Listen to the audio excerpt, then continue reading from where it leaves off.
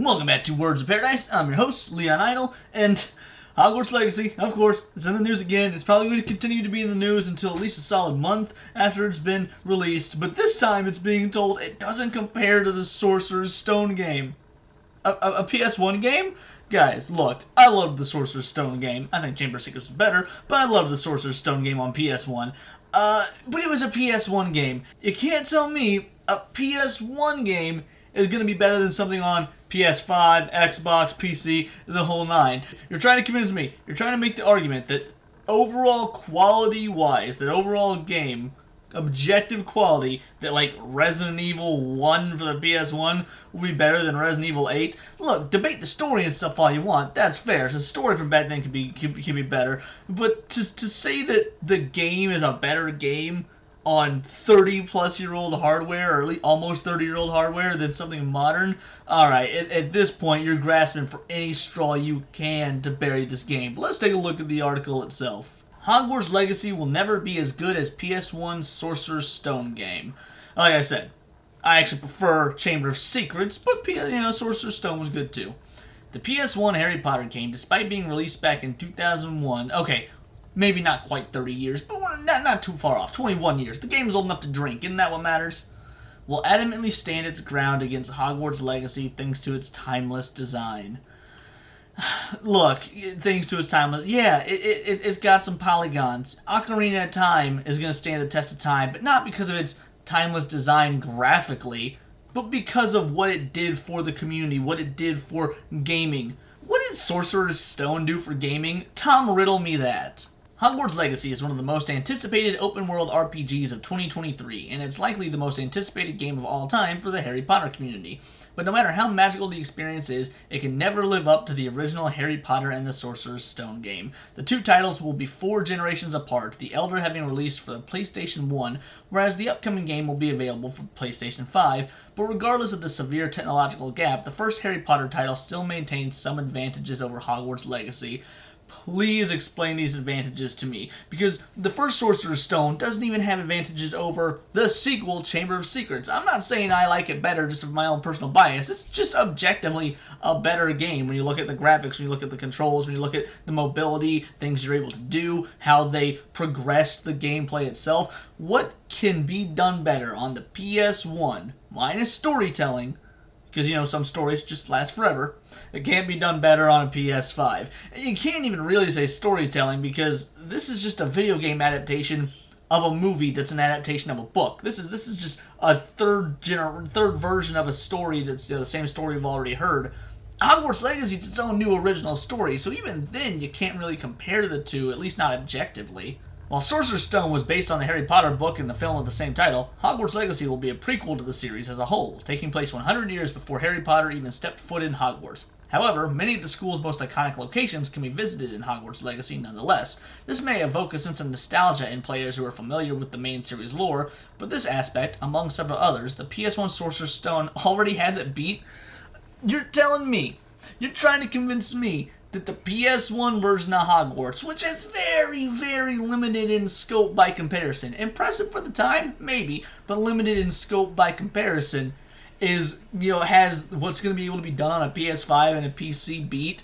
How badly are you trying to smear this game because you don't want people buying it because it's anti-trans or whatever, that you're having to sink to lows that are so objectively false? That would be like saying that, Breath of the Wild's a great game, but the Hyrule Field and Ocarina of Time has it beat. Look, no it doesn't. I love Ocarina of Time. Frankly, I like it better than Breath of the Wild. But just objectively, it's not as good as the open world version of all of Hyrule in Breath of the Wild. I can keep these comparisons going. Maybe I'll pick some different games, but right now, Breath of the Wild to Ocarina of Time seems to be a very apt comparison, so I may just keep going with that one. Speaking of keeping going, let's keep going. Sorcerer's Stone has a better atmosphere than Hogwarts Legacy. Well, how do you know that? The game isn't even out yet. You haven't played it. Or if you have, you played some small capacity. How do you know it has a better atmosphere? Although it may not live up to today's hyper-realistic visuals, the atmosphere in Sorcerer's Stone already outshines Hogwarts Legacy's. The environment of the former wasn't exactly teeming with NPCs to interact with, and instead only implemented characters that were essential to the game's plot, like the beloved PS1 Hagrid. It's certainly empty by modern standards, but it had a particular minimalist charm. Meanwhile, Hogwarts Legacy may find itself too far on the other end of the spectrum. Including too many NPCs isn't a great look, especially when character models become noticeably repetitive, something that's been pointed out in some of the previous previews of Hogwarts Legacy already. I mean, okay, if the one thing you got is that the NPCs are too repetitive, and that everything else about the visuals is leaps and bounds objectively better, I don't see this as a net win for the PS1 game. I really don't. Like, does this look nice? Yeah, I mean, I've got fond memories of this. Nostalgia-wise, this brings a lot back. But it doesn't compare visually, and it won't be remembered for how amazing it was visually compared to something like Hogwarts Legacy. You are literally just trying to find any reason you can to denigrate this modern game. Sorcerer's Stone is timeless compared to Hogwarts Legacy. The PS1 Sorcerer's Stone may contain some jank, but for a game released in 2001, it holds up astonishingly well in 2023.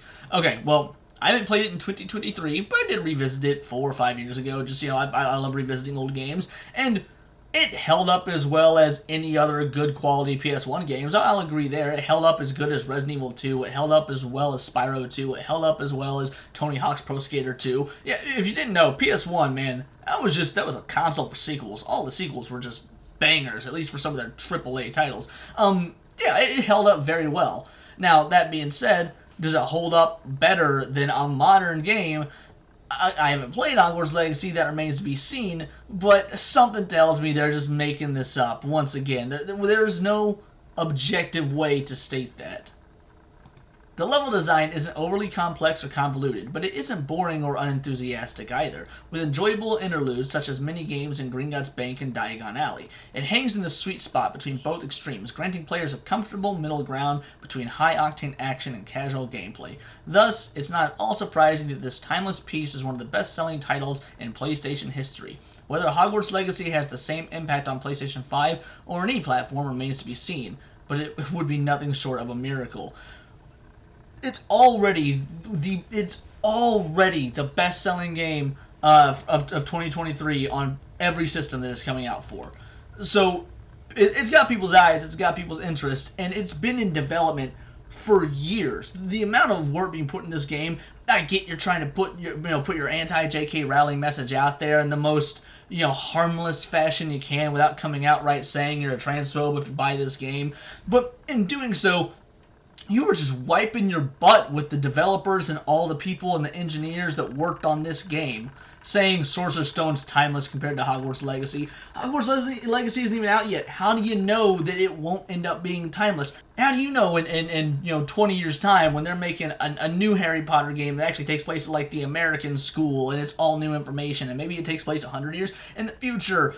How do you know that people aren't going to look back at the PS5 game and be like, yeah, Hogwarts Legacy, that game's timeless. You have no knowledge. You just can't say Sorcerer's Stone is timeless compared to Hogwarts Legacy when it doesn't have a comparison yet. Your bias is palpable.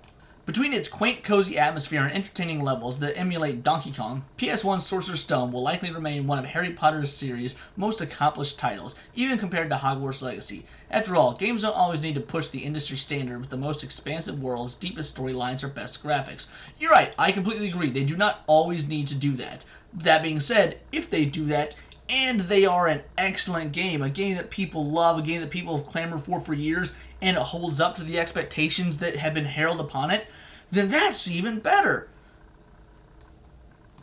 Sometimes a simple, fun, and streamlined experience can be exactly what players are looking for, and Harry Potter and the Sorcerer's Stone will continue to provide just that, even alongside the long-awaited Hogwarts Legacy. So, okay, really? That's the article? Your entire article is Hogwarts Legacy will never be as good as PS1 Sorcerer's Stone. You don't give any examples of how it won't be as good, and you only give 2 examples of it being, timeless and attempts to say it's better, when even then the game isn't out yet, so you have no way of saying what sort of sham article is this. Obviously it's Screen Rant. Obviously we know there's an inherent bias. There always is with Screen Rant. They go out of their way to defend things that fans hate all the time. And I'm not saying fans hate the PS1 game. Like I said, many people probably have fond memories of it. I know I certainly do.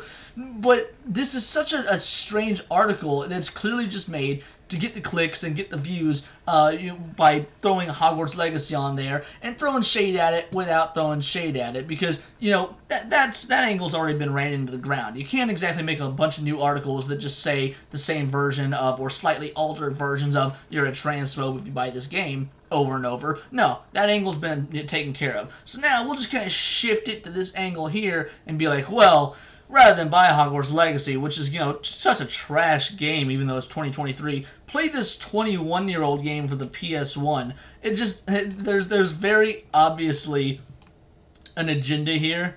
And the idea, maybe they don't think they're hiding it, maybe they do, there's no way to tell from this, but it's 3 paragraphs, all of them, I guess 5 if you count these up here, but it's 3 paragraphs of attempts to make an argument that fall absolutely flat, and I truly don't know what they're hoping to accomplish with this.